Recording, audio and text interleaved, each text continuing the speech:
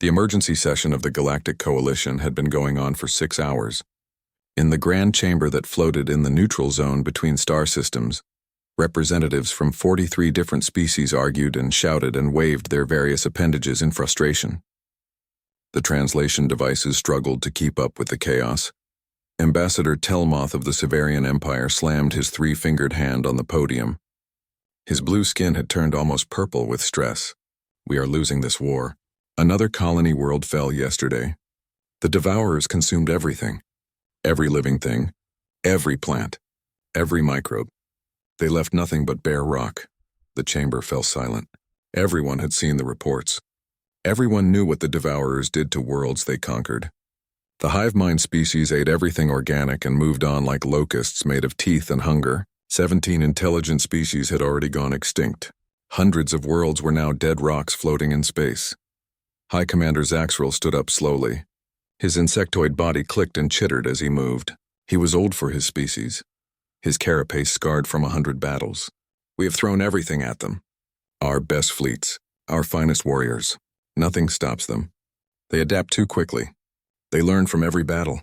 For every devourer ship we destroy, 3 more take its place. A small voice spoke from the corner. It belonged to Ambassador Kree, whose species looked like floating jellyfish with too many eyes. What about the humans?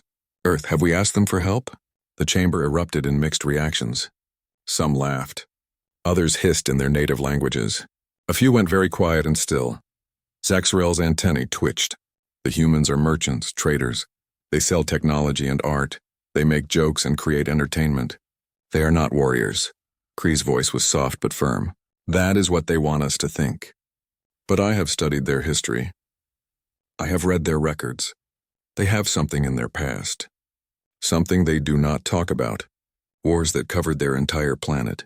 Weapons that could destroy their whole world. Death on a scale that makes our battles look small. Ancient history, Telmoth said dismissively. They evolved past that. They are peaceful now. They have been part of the coalition for 50 years and never once joined a military action. An ambassador from the reptilian Skarn species spoke up. Her name was Hasara, and she was known for her intelligence network. I have heard stories, rumors. The humans have rules about their military. Strange rules. They separate their soldiers into different groups. Some are regular military for defense, but there are others.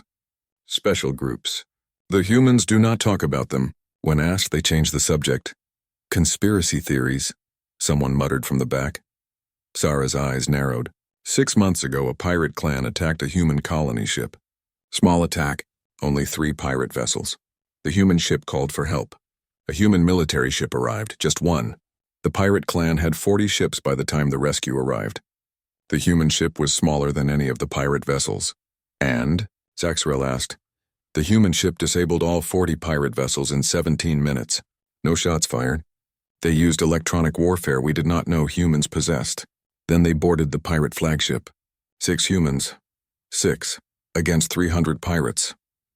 Sarah paused. It took them 4 minutes. The pirates who survived would not speak about what happened. They just stared at walls and shook. The chamber was quiet now. Everyone was listening. Kree spoke again. We have nothing left to lose. Our fleets are broken. Our worlds are falling. If there is even a chance the humans can help, we must ask. The vote took less than an hour. It was unanimous. They would send an official request to Earth for military assistance against the Devourers. Nobody really believed it would help. But they were desperate. Desperate beings try anything. The message reached Earth 3 days later. It was received by the Human Coalition for Galactic Affairs, which forwarded it to the appropriate department. Forms were filled out. Committees met. Discussions were had. The request moved through the human bureaucracy like a stone rolling downhill, gathering momentum. Finally, it reached the office of Secretary General Martinez. She was a small woman with gray hair and tired eyes. She had been a soldier once, long ago, before going into politics. She read the request 3 times. Then she made a call. "Get me General Zhao," she said to her assistant. The general appeared on her screen within minutes. He was an older man with a face like carved stone. "Madam Secretary, the Galactic Coalition needs military help. They are facing extinction. They have asked us for soldiers." General Zhao was quiet for a moment. They do not know what they are asking for. I know. But we cannot say no. The Devourers will not stop with the Coalition.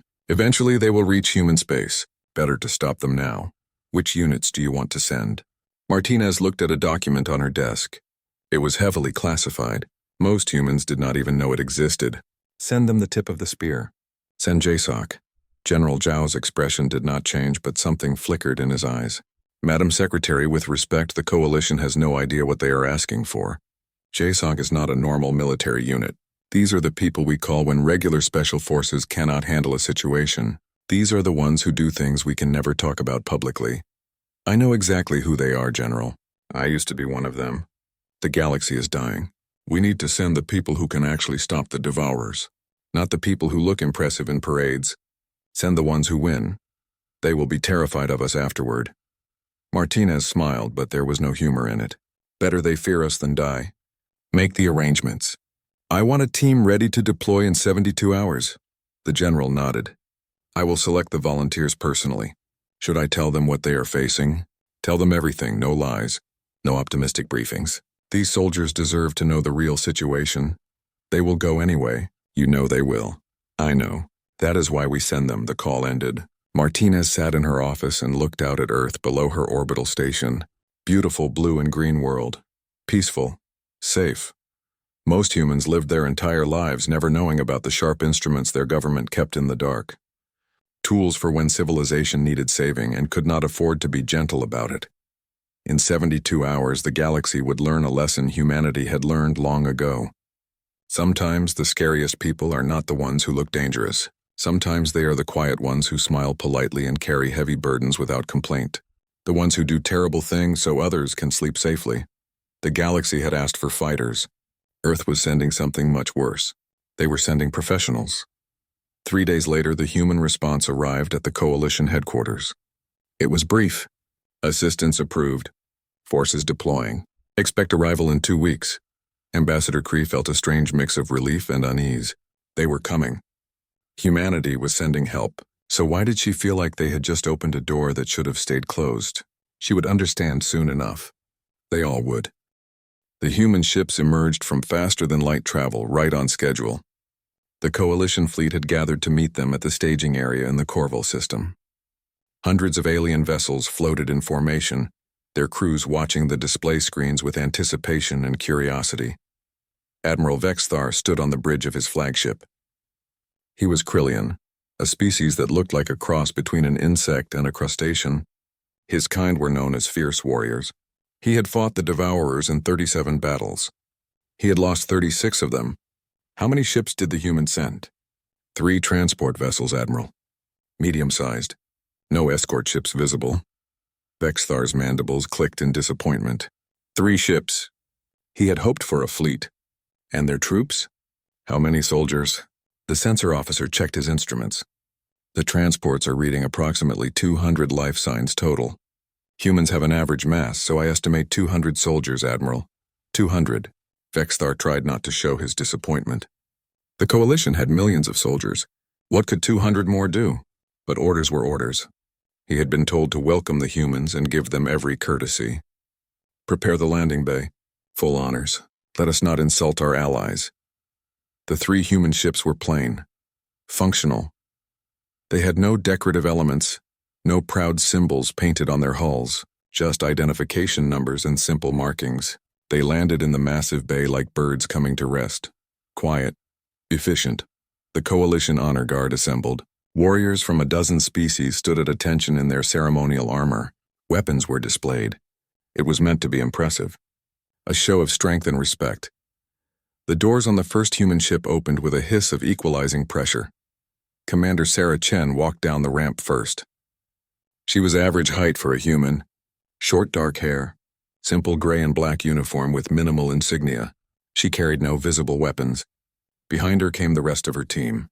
Men and women of various ages and ethnicities. They looked like they could be accountants or teachers.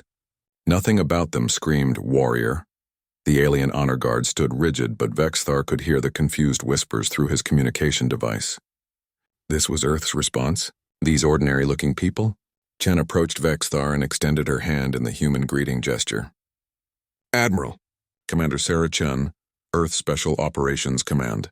Thank you for the reception. Vexthar touched her hand awkwardly with his claw. Humans liked physical contact for greetings. Strange custom. Commander Chen, welcome. We are grateful for Earth's assistance. Your warriors are welcome here. Something flickered across Chen's face, a smile that did not quite reach her eyes. We are not warriors, Admiral. We are soldiers. There is a difference. Before Vexthar could ask what she meant, a young Krillian officer stepped forward. His name was Dexal, and he was known for being arrogant. He looked at the humans, and his mandibles spread in what passed for a smirk in his species. These are Earth's mighty fighters? They look like hatchlings. Where is your armor? Your weapons? Your scars of battle? Several of Chen's team members glanced at Dexal. Just quick looks. Then they went back to standing at ease. But Vexthar noticed that 3 of the humans had positioned themselves at slightly different angles. Without seeming to move deliberately, they now had Dexal in a triangulated field. If he made a threatening move, they could respond from 3 directions simultaneously. Chen's smile did not change. Our weapons are being unloaded. Our armor is whatever the mission requires. As for scars, we prefer not to get hit. It is inefficient. Inefficient, Dexal repeated mockingly. War is not about efficiency. It is about glory, honor, courage in the face of death. Yes, Chen said quietly. We have noticed that approach has not been working well for you. The insult was delivered so politely that it took a moment for it to register. Dexal's carapace flushed with anger. Several alien officers made sounds of shock. You did not speak to a Krillian warrior that way. Vexthar quickly stepped between them. Commander Chen, perhaps you and your people would like to rest after your journey. We have prepared quarters. That would be appreciated, Admiral. But first we should review the tactical situation. The sooner we understand what we are facing, the sooner we can help. Help. Such a small word. Such confidence behind it. 200 humans against the force that was destroying the galaxy. Either humans were foolish or they knew something the Coalition did not. The briefing took place in the war room. It was a massive chamber with holographic displays showing the current state of the war. Red zones indicated Devourer-controlled territory. It covered nearly a third of the mapped galaxy now. General Korvan, the Coalition's chief military strategist, began the presentation. He was professional, thorough. He showed footage of Devourer attacks. The creatures moved in swarms. Each individual was roughly human-sized, but they attacked with no sense of self-preservation. They overwhelmed defenses through sheer numbers. When they took casualties, they consumed their own dead and kept coming. The footage was horrific. Vexthar had seen it many times, but it still disturbed him. Civilized species found such violence difficult to watch. Several junior officers had left the room during presentations, unable to handle the imagery. The humans watched in complete silence. No one looked away. No one showed any reaction at all.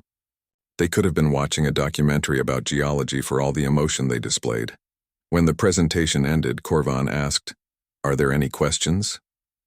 Chen looked at her tablet reviewing something. She did not look up. Yes.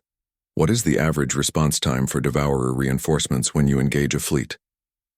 Between 4 and 6 hours. And the longest you have held a position against them? 3 days. They eventually overwhelm any static defense.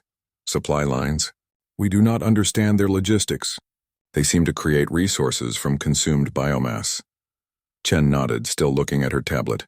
Admiral Vexthar, when can we deploy to the front lines? The room went silent. Deploy already? They had arrived less than 2 hours ago. Commander, surely your people need time to acclimate, to train with Coalition forces, to understand our tactics and procedures. Chen finally looked up. Her eyes were dark brown. Calm. Admiral, with respect, we did not come here to learn your tactics. Your tactics have not worked. We came here to stop the Devourers. The longer we wait, the more beings die. When can we deploy? Vexthar felt a chill run through his body. It was something in her voice. The same tone someone might use to discuss minor logistical issues. The Theta Front is collapsing. We estimate that sector will fall within 48 hours. After that, 12 colony worlds will be defenseless. Then we go to Theta Front, tonight if possible. Commander, that is a suicide mission. We are planning to evacuate, not reinforce. Good. That means there will be fewer friendlies in the combat zone to worry about. Makes our job simpler. Chen stood up. We will need detailed maps of the sector, enemy disposition intelligence, and information on any civilian populations remaining. We can be ready to deploy in 4 hours, she said it so casually, like she was planning a routine patrol, not a mission into certain death. Vexthar looked at the other humans. They were nodding, checking their own tablets, making notes. None of them argued. None of them questioned. Commander Chen, I must protest. Sending you to Theta Front would be murder.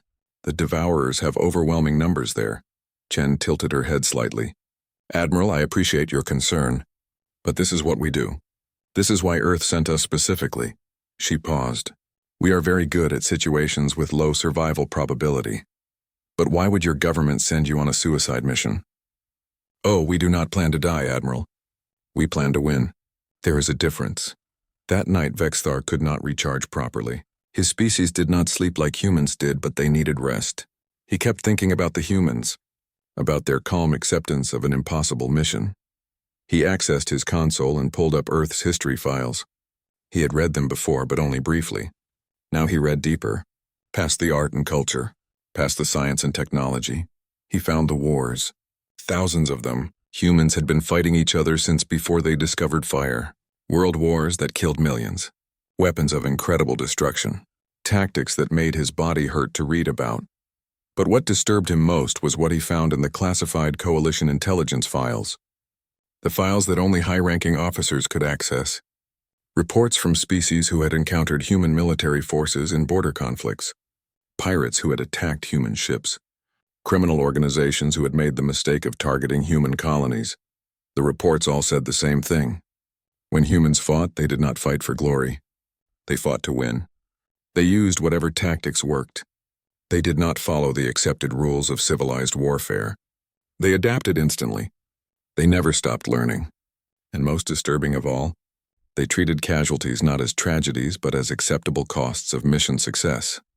One report from a pirate lord who had survived an encounter with human special forces said simply, "They are not soldiers. They are death in human form. Do not engage ever." Vexthar closed the files. The humans were deploying to Theta Front in the morning. He had a terrible feeling that the galaxy was about to learn a lesson it would never forget.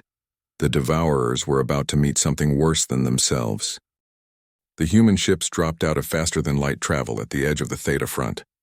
Commander Chen stood on the bridge of the lead vessel, studying the tactical display. Behind her, the rest of her team prepared their equipment with practiced efficiency. "Status," she said quietly. Lieutenant Marcus Webb looked up from his sensor station. He was a tall man with dark skin and gray at his temples. "Devourer forces have overwhelmed the outer defense stations.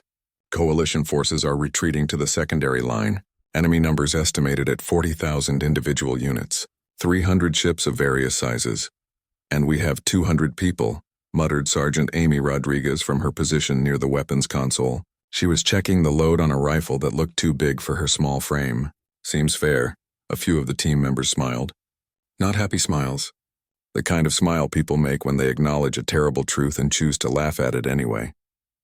Chen pulled up a three-dimensional map of the sector. The Theta system had 5 planets. 2 were inhabited.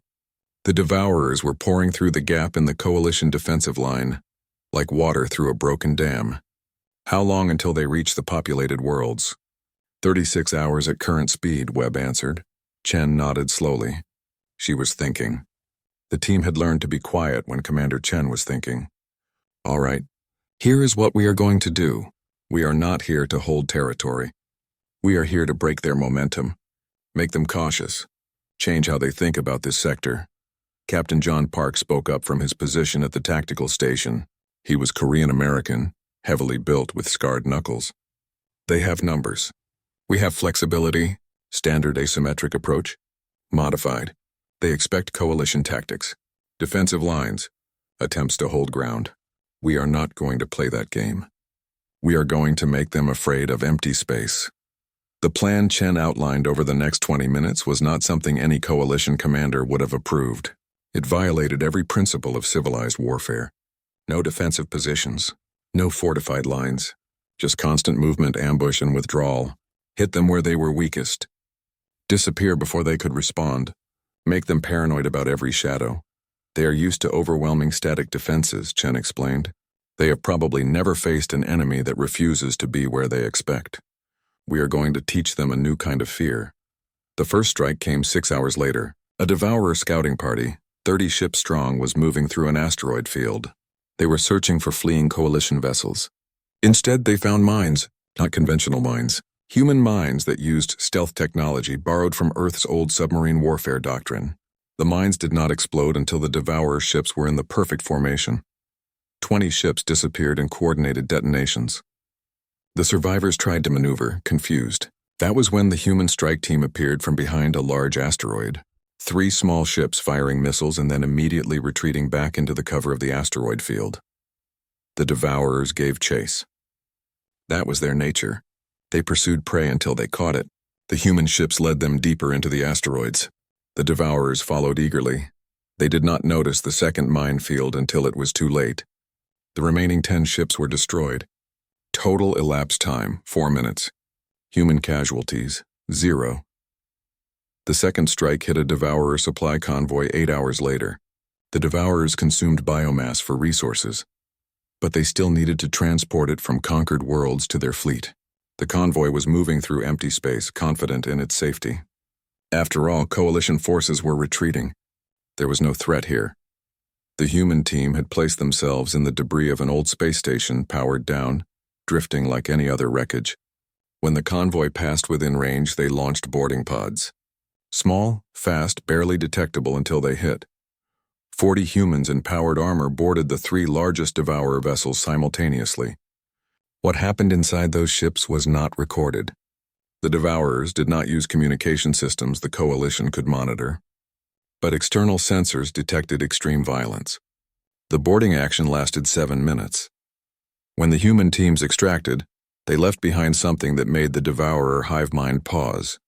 They left behind Devourer dead arranged in specific patterns, messages written in biomass. The message was simple and in every major galactic language. You are not the hunters here. Admiral Vexthar watched the reports come in from his command station. He had monitoring drones scattered throughout the Theta front, observing. What he saw disturbed him more than the Devourer attacks ever had. The humans were not fighting a war. They were conducting a terror campaign. Every strike was calculated not just for tactical damage but for psychological impact. They were teaching the Devourers to be afraid. "Sir, we are receiving a transmission from Commander Chen," his communications officer said. Vexthar accepted it. Chen's face appeared on his screen. She looked tired but focused. Behind her, he could see her team working. Someone was cleaning a weapon. Someone else was eating a ration bar while studying a tactical display. They could have been office workers on a break. "Admiral, we need something from you." "What do you need, Commander?" "Intelligence. Real intelligence. We need to know how the Devourer hive mind works, how they communicate, how they make decisions. The Coalition must have studied them." Vexthar hesitated. "We have theories. They seem to operate as a distributed intelligence. Each group has autonomy but shares information with the whole. Destroying part of the hive does not significantly impact the rest. That is the problem," Chen said. "You have been fighting them like they are a conventional enemy.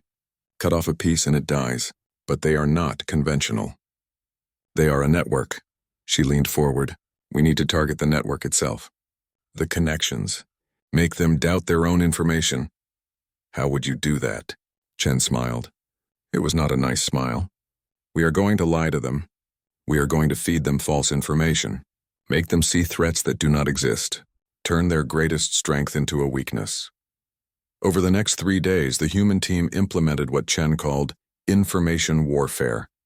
They started leaving behind false evidence at battle sites, fake weapon signatures suggesting human forces were much larger than they actually were, decoy ships broadcasting human signals, mines that did not explode, making the Devourers cautious about areas that were actually safe. The Devourer advance into Theta sector slowed. Not stopped, but slowed. They were being more cautious, checking every asteroid field, scanning every debris field. They were afraid of ambush. Lieutenant Webb reported the change to Chen. "It is working. They have pulled back 3 forward groups to reinforce their supply lines. They think we are targeting their logistics." "Good. Now we hit their forward positions while they are worried about their rear." The attack came at night cycle. Not that it mattered in space, but the coalition forces still operated on day-night schedules for morale. The humans hit the main Devourer forward base, not with ships, with something the Devourers had never encountered before. Humans in stealth armor moving through space like ghosts. Each carried enough explosives to destroy a small ship. They attached them to Devourer vessels while the creatures inside were dormant. Hundreds of charges placed over 4 hours. When they detonated simultaneously, the forward base lost 70% of its ships in an instant. The Devourers panicked. They started firing at shadows, at their own ships when they got too close. The humans disappeared into the dark, not firing a single shot themselves. In the command center on the Coalition flagship, officers watched in horror and awe. General Corvan, who had fought the Devourers in 100 battles, spoke quietly. "This is not warfare. This is something else." Ambassador Kree, who had advocated for asking Earth for help, felt sick. What have we asked them to become? Vexthar understood now. The humans had not evolved past war. They had perfected it. They had studied violence and death until they understood it better than species who glorified combat. The Coalition fought for honor, for glory, for righteousness. The humans fought to win. Nothing more. Nothing less. But the Devourers were not defeated yet. The hive mind learned quickly. It adapted. After 5 days of human tactics, the Devourers changed their approach. They stopped advancing in predictable patterns. They started using expendable scout forces to trigger traps. They began moving in tighter formations that were harder to ambush. Chen watched the tactical display and frowned. They are learning. Good. That means they are afraid. Afraid things learn to survive. Is that not bad for us? Rodriguez asked. No. Things that are afraid make mistakes. Things that are comfortable and confident do not. Chen highlighted several positions on the map. They are consolidating, pulling together for safety. That makes them predictable, and prediction is what we need. She turned to face her team, 200 humans who had been fighting without rest for 5 days. They were exhausted. Some had injuries. All of them looked ready to continue for another 5 days if necessary. All right, people. Phase 1 is complete. We have made them cautious. Now we move to Phase 2. We are going to do something the Coalition has never been able to do. We are going to make the Devourers retreat. Webb looked up. Commander, they have never retreated. Not once in this entire war. Their biology does not allow it. Their biology can be retrained. The assault team gathered in the main cargo bay of the human flagship. 200 soldiers checking weapons, armor, and equipment. The mood was focused, professional. No one was giving dramatic speeches or making grand declarations. These were people preparing to do a job. A very dangerous job that most of them would probably not survive. Commander Chen moved through the bay, stopping to speak quietly with each squad leader. Lieutenant Webb watched her from his position near the tactical displays. He had served with Chen for 6 years. He knew what she was doing, making sure everyone knew the plan, making sure everyone had a chance to speak their mind, making sure everyone knew she valued them. It was a ritual, something Chen did before every high-risk mission. Webb had seen her do it before operations that killed half their team. He had seen her do it before missions where everyone somehow made it back alive. The ritual did not predict outcomes. It just made sure everyone went in with clear eyes. Sergeant Rodriguez approached Webb. She had her helmet under one arm. Her face was calm. You think we can actually pull this off, Lieutenant? Webb considered the question. The tactical situation was terrible. The Devourers had their command cluster defended by layers of ships and thousands of individual units. The human team would be outnumbered hundreds to 1. Their only advantages were surprise, speed, and the fact that the Devourers had never faced anything like them. Honestly, probably not. We will likely get ourselves killed in a spectacularly stupid way. He smiled slightly. But if anyone can do the impossible, it is this team. We have done it before. 5 times. Rodriguez agreed. 5 times we went on missions with 0% survival probability. 5 times we came back. Maybe we are just lucky. Or maybe we are just too stubborn to die when we are supposed to. Chen finished her rounds and climbed onto a supply crate so everyone could see her. The bay fell silent. Everyone turned to face their commander. All right, people. You all know the plan. We are going in fast and loud. 3 strike teams. Alpha team will breach the command ship's exterior. Bravo team will clear the internal defenses. Charlie team will locate and neutralize whatever counts as leadership in the Devourer structure. Support teams will provide covering fire and extraction routes. She paused, looking at faces. Human faces, young and old. Different ethnicities and backgrounds, all wearing the same expression of calm acceptance.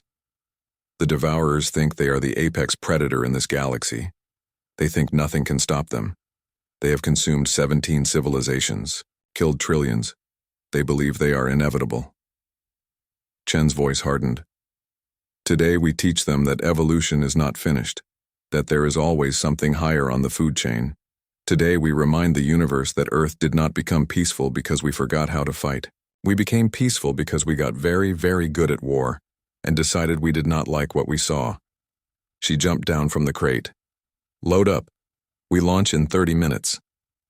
The approach vector took them through the outer system where the Devourer command cluster had positioned itself. The cluster was huge. The central ship was the size of a small moon surrounded by hundreds of support vessels. Devourer units swarmed around it like insects around a hive. The human ships came in dark and cold, powered down to minimal signatures. They looked like debris, space junk drifting on random trajectories.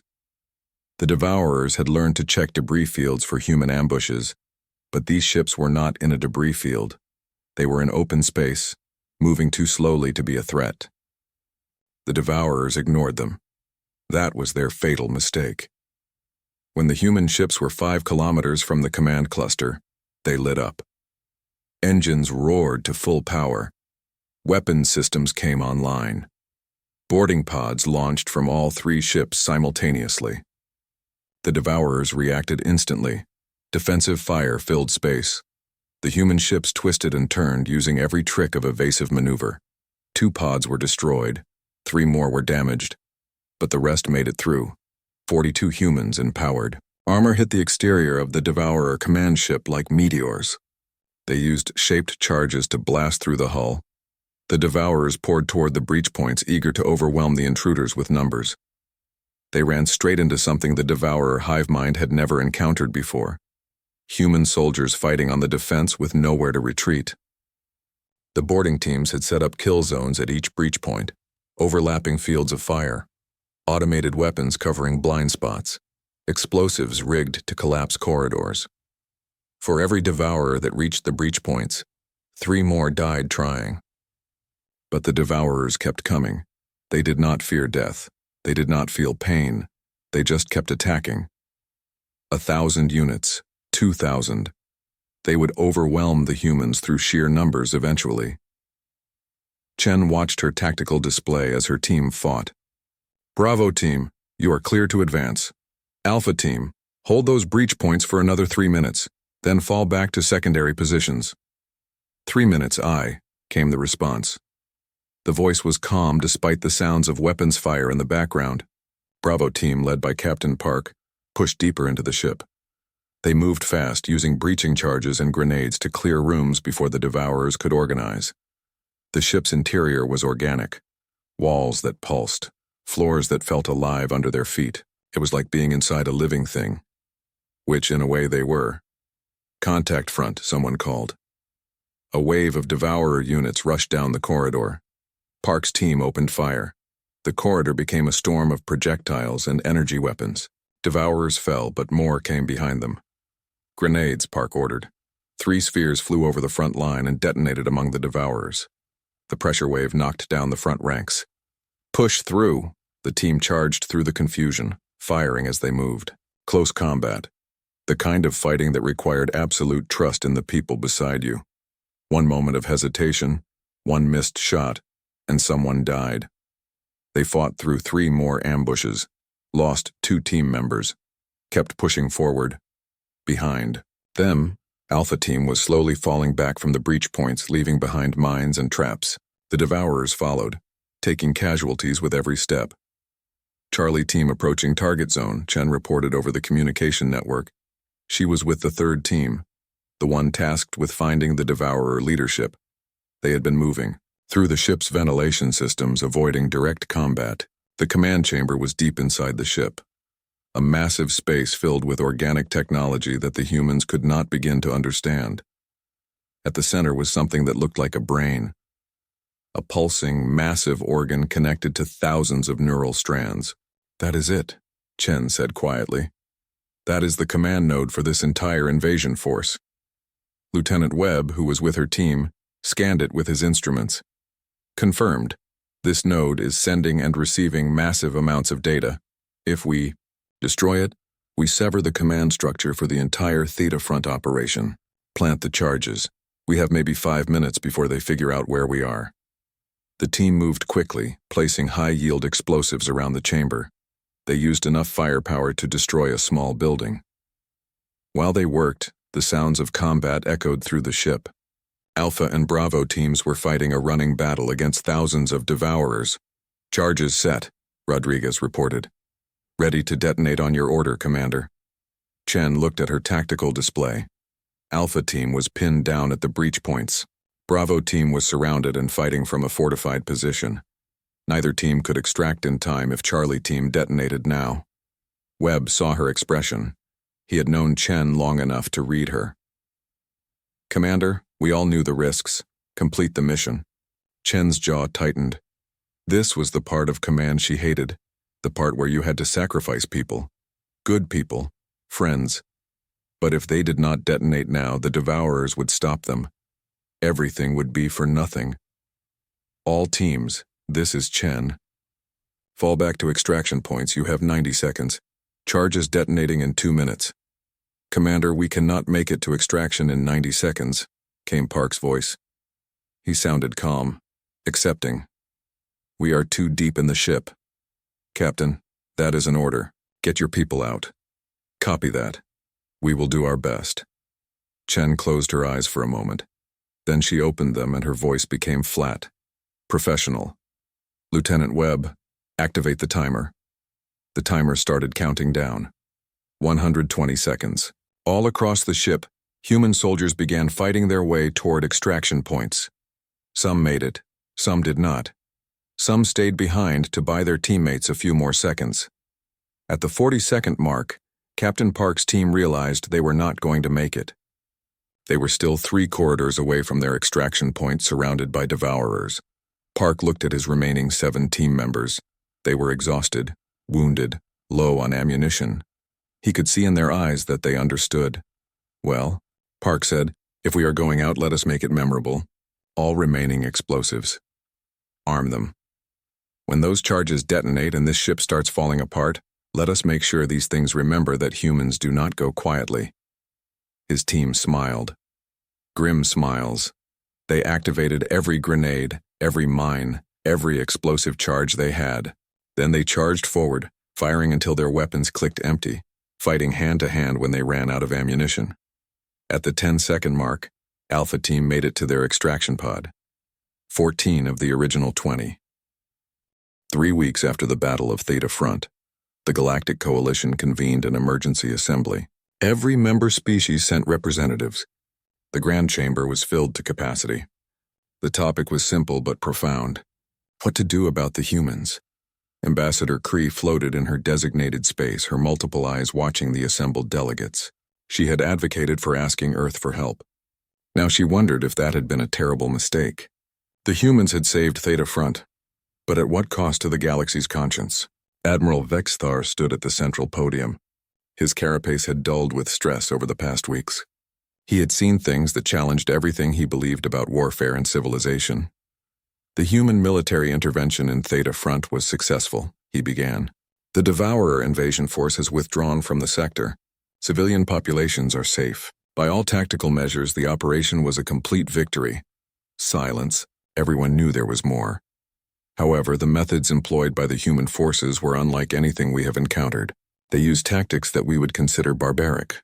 They accepted casualty rates that we would consider unacceptable. They showed a capacity for violence that disturbs many of us. Ambassador Telmoth of the Severian Empire spoke up. His blue skin had regained some color now that his worlds were safe, but his voice was troubled. "Are we to celebrate this victory? Yes, we are alive, but we invited something into our galaxy that frightens us. The humans fight without honor, without mercy. They are too efficient at death. From another section, Ambassador Hasara of the Skarn species responded, "Would you prefer they fought with honor and failed? Would you prefer your worlds consumed so we could maintain our sense of moral superiority? The humans did what we could not. They saved us. At what price?" Telmoth demanded. "They lost over 70 soldiers in that battle. 35% casualties. They speak of these deaths as acceptable. What kind of species considers such loss acceptable?" Before anyone could respond, the chamber's communication system activated. A human face appeared on the main display. It was not Commander Chen. It was Secretary General Martinez. She looked tired but composed. "Honored members of the Galactic Coalition, I apologize for the interruption. I understand you are discussing Earth's military assistance. I thought it appropriate that you hear from us directly." The chamber fell completely silent. This was unprecedented. Earth had never directly addressed a full coalition assembly before. "I have read the reports from Theta Front," Martinez continued. "I know some of you are disturbed by our methods. I understand your concerns. I share many of them. But I want to explain something about humanity that you may not understand." She paused, choosing her words carefully. "Humanity has fought wars for our entire existence. Thousands of years of conflict. We have killed each other in numbers that would horrify you. We have developed weapons capable of destroying our entire civilization. We have done terrible things in the name of survival, ideology, and resources. But about 200 years ago, we stopped. We looked at what we had become and we were horrified. We made a choice. We would become peaceful. We would focus on art, science, exploration, and cooperation.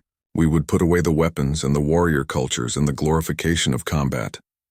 Martinez leaned forward slightly. "But we did not forget. We could not forget. Because we understood something fundamental. Peace is not natural. Peace requires strength. Not the strength to conquer, but the strength to protect. So we kept some of our warriors. Not many, just enough. We trained them and we kept them ready. But we hid them away. We did not celebrate them. We did not give them parades or monuments. We treated them as necessary but not admirable. The assembly listened, transfixed. When you asked for help, we had a choice. We could send forces that would make you comfortable. Regular military that fights according to rules and customs, you understand. But those forces would have failed just as yours did. Or we could send the people who actually had a chance of stopping the devourers. The people we train for impossible situations. The ones we keep in the shadows because they remind us of what we used to be. So we sent them. And yes, they were brutal. Yes, they accepted casualties that seem horrific to you. Because that is what victory against an enemy like the Devourers requires. They did not enjoy it. They did not glory in it. They did what needed to be done, and they will carry that burden for the rest of their lives." Martinez's expression hardened. "You asked for fighters. We sent warriors. Our warriors. The ones we fear most. Because we know what they are capable of. We know what it costs them. And we know that sometimes the only thing standing between civilization and extinction is someone willing to do terrible things for the right reasons." She looked directly at the camera. "So here is Earth's position. We will continue to help you fight the Devourers, but we will do it our way, with our tactics, with our people. If that makes you uncomfortable, we understand. You can decline our help. You can go back to fighting in ways that feel civilized and moral. You can lose with honor. That is your choice." The transmission ended. The assembly sat in stunned silence. Finally, General Corvin spoke. He was old and had seen more combat than most beings in the chamber.